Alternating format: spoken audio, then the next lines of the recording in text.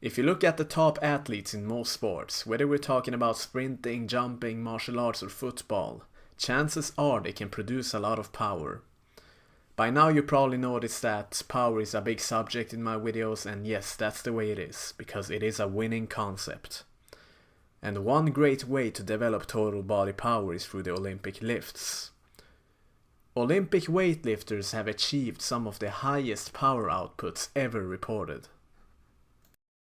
But as usual, there are many opinions about this in the community of strength and conditioning among coaches.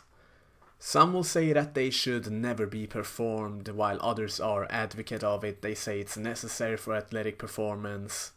And the truth is, it's simply a tool and it has its place like everything else. It's definitely not mandatory to perform the Olympic lifts to reach your full athletic potential, and it's not useless either. You will find high-level athletes who use them and high-level athletes that don't.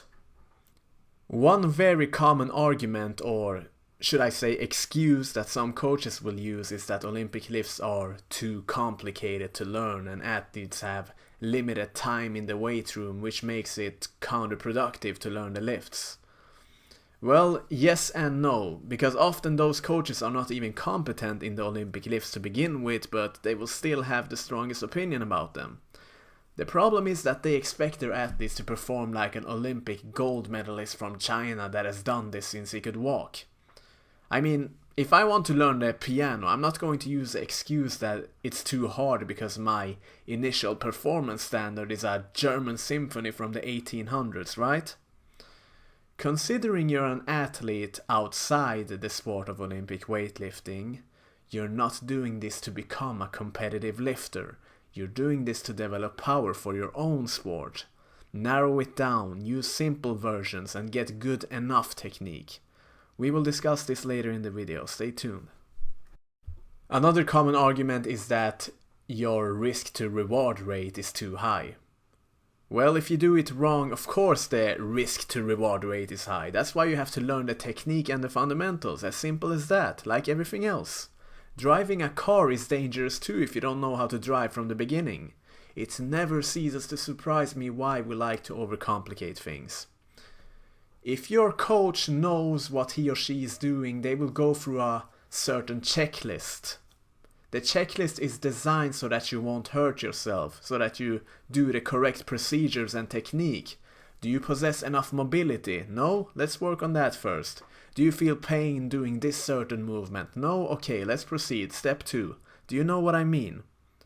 When a pilot is about to fly, he or she will go through a similar checklist. When you pass the checklist, the risk of an accident is low. If you don't pass it, you make the correct adjustments. As simple as that. Also, you need to consider your source. Like seriously, we are abundant from different information in the internet today. I mean, are you learning the lifts from a coach who went through 5 weeks of personal training course with an ego that's bigger than a mountain, or are you learning them from a qualified Olympic weightlifting coach? Consider your source. For a casual observer, Olympic weightlifting might seem dangerous initially. You watch those fellas throw a barbell above their head that weighs the same as a gorilla. I would be worried too if I didn't understand the sport, of course. But the risk of injury is surprisingly low compared to other sports. The injury rates in a sport like basketball are actually way higher. And yes, occasionally you will come across an unfortunate video on the internet of a weightlifter dislocating his elbow, which can spread a lot of fear and doubt. But you should know that those events are cherry-picked, and because of their dramatic nature, they get very popular on the internet. Those occurrences are extremely uncommon. As long as you have good fundamentals, the risk of injury is very low, and that's what we're after here, good fundamentals. When we drive a car, the risk of a crash is always there, but we minimize it through correct fundamentals, right? Same thing here. I know it sounds corny, but that's the way it is. When I coach athletes and I tell them to do a particular exercise, it needs to serve its original purpose. So when I prescribe Olympic lifts, there is only one goal in mind, one main goal, to get powerful and explosive. I would not use Olympic lifts to train endurance, likewise I would not use a fork to eat soup. Everything needs to serve its purpose. This way we can simplify things and get what we want. Why is this relevant, you say? Let's go back to the common argument to why some coaches say no to Olympic weightlifting. It's too hard to learn, it takes a lot of time and all that. See, Olympic weightlifting is a very broad term. It's not just one exercise. There is a lot of variations and we can simplify them to serve a single purpose. Develop total body explosive power.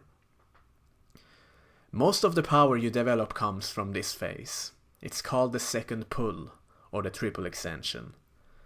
This is the part that generates the most power, and this is where the goal is at for athletes. In theory, this means you could develop power by only performing this phase alone through exercises like the clean pull or the snatch pull.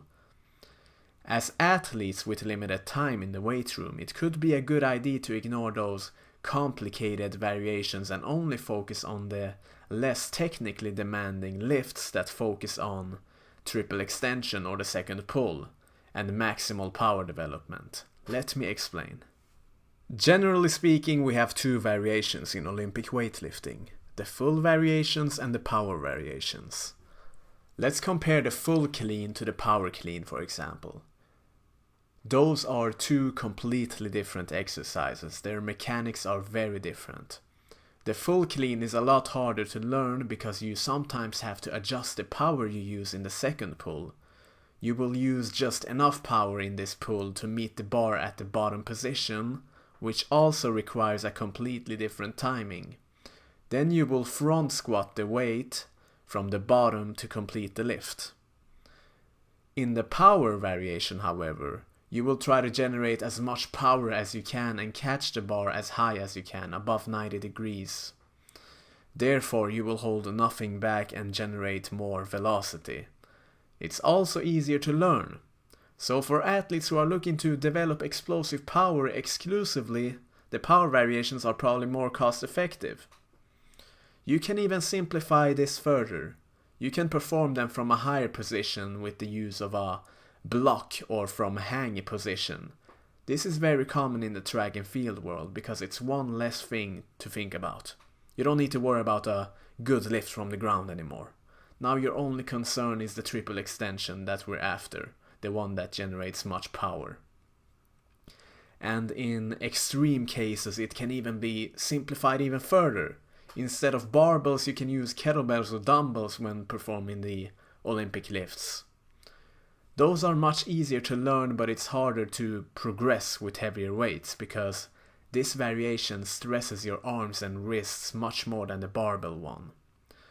I rarely prescribe the kettlebell or dumbbell variations for my athletes. I will stick to barbells primarily. And most people learn them eventually. But sometimes, we just have limited time together and they lack so much mobility from the start that we simply don't have enough time to address those things. Then it could be an alternative to use kettlebells or dumbbells. If you're an athlete outside the sport of weightlifting, you're never going to match those world-class weightlifters on a technical standpoint anyways. That's a fact. You can't be world-class at something if you're not doing it full-time. So we need to accept this fact and simply strive after good fundamentals. This is just a supplement for our own sport. Here is a track and field athlete performing the Olympic lifts compared to a world-class Olympic weightlifter. There is a big difference in the technique, as you can see, but both athletes are still tremendously powerful. My point is that you won't need world-class technique to perform the Olympic lifts. You just need good enough so that you won't injure yourself and develop power. There are many things you need to be aware of when performing the Olympic lifts, but one very important fundamental is to keep a tight core, a tight back and a straight posture. Okay, those are maybe 3 fundamentals, but whatever. This is the center of your body. If you're not keeping your center tight, the impact of a heavy weight can hurt you. How else do you think that people are able to clean and jerk those massive amounts of weights? Think of your core as the columns of a ceiling. If it's weak, the building will collapse. You need adequate mobility. Stretch after every training session until you achieve this, and use the full motion in every exercise. Because then you will be developing strength and stretching at the same time. You need to be able to do a front squat before doing power cleans, for example, because you're essentially catching the weight in the same position as a front squat when you're doing the power cleans. And if you're not mobile enough to catch the weight at this position, in other words, a front rack position, you will basically be catching the weight on your wrists, and this can hurt you. Like I explained earlier, there's a certain checklist you have to go through. Once you pass that, this is actually a very safe method of training. The purpose of this video is not technical analysis though, that is for another time. The point of this video is to debunk common myths and discuss whether you should perform those lifts. And there are countless other sources better than me that can explain technique to you anyway, many of them Olympic medalists that can teach you technique much better than me. And for that purpose, here's a list of some of those people that you can look up. Many of them have worked in national teams in various countries, they have won Olympic medals. They are very good sources, you should really check them out. Another benefit of doing Olympic lifts that's often discussed is the force absorption phase.